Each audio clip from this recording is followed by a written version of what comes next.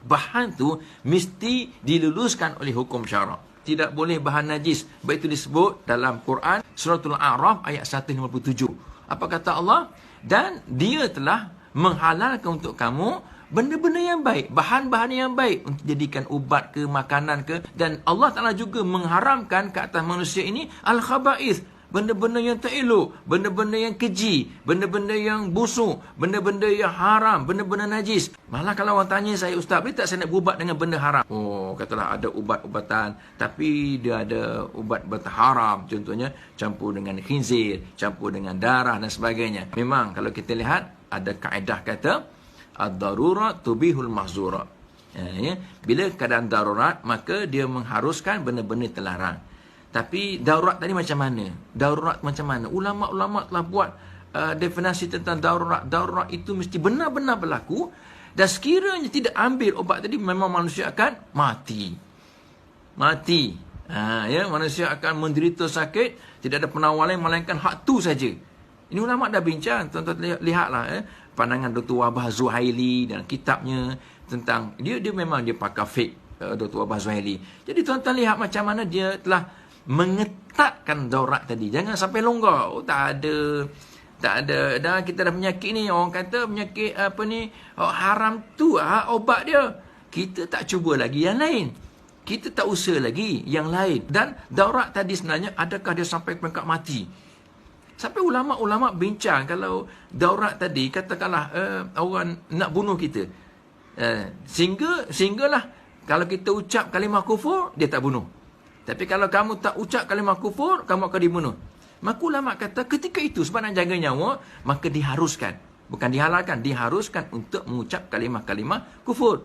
Tetapi sebagian ulama kata, ketat sikit dia kata, lebih baik jangan ucap. Sebab kalau mati pun mati syahid, dibunuh. Begitu juga dalam bab perubatan. Ya. Contoh saya sebut, bolehkah berubat dengan benda-benda yang haram? Memang pernah berlaku zaman Nabi SAW. Bagaimana ada seorang lelaki, dia berubat dengan arak. Dia berubat dengan arak, dia kata, saya nak jadikan sebagai ubat.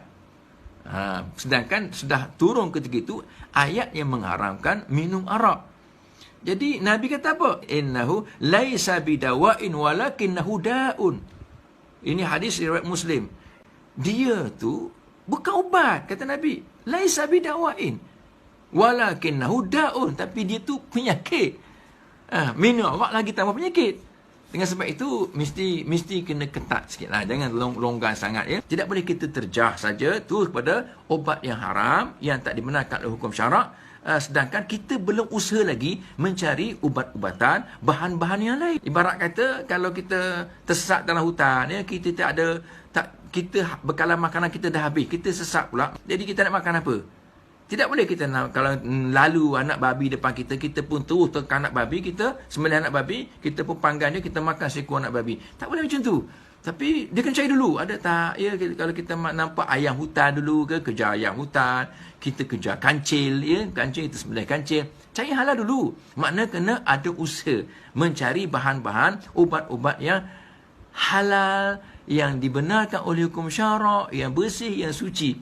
Tapi kalau dah habis dah, sesat juga dalam hutan, ayam hutan pun dah habis dah pupus dah, dia pun sampai berjanggut, berjambar dah, berbulu dah badan dia, berlumuk dah ya, kancil pun dah habis, dia kena makan daun-daun kayu, minum air sungai, daun kayu pun dah habis dah, tinggal batang kayu je, ambil lah kulit-kulit kayu, boleh gigit-gigit, habis pun, barulah nampak babi makan. So, nak beritahunya, dia ketat, bukan longgar sangat ya, bukan kita bila sebut tak ada obat, melainkan yang tu, dah usahakah cari ubat yang lain?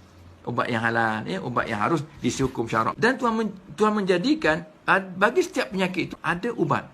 Dia yang menjadikan, ini Allah yang menjadikan setiap penyakit ada ubat. Maka berubatlah kamu. Tapi kata Nabi, jangan berubat dengan benda haram. Nabi jaga umatnya, jangan sampai darah daging kita masuk benda-benda haram. Kecuali, kata ulama' tidak. Ulama' kata, tidak ada hak lain dah. Melainkan hak ni, kalau kita tak ambil hak ni, matilah kita. Maka ketika itu, barulah dibenarkan. Tapi ingat, ad-darurah tuqaddar biqadariha. Darurat itu mesti ada kadarnya. Tak bolehlah kalau orang tu sakit, orang tak sakit pun ambil juga ubat yang haram. Dia tak sakit, tak payah ambil, yang sakit saja ambil. Ini dia ada kadar-kadar dia.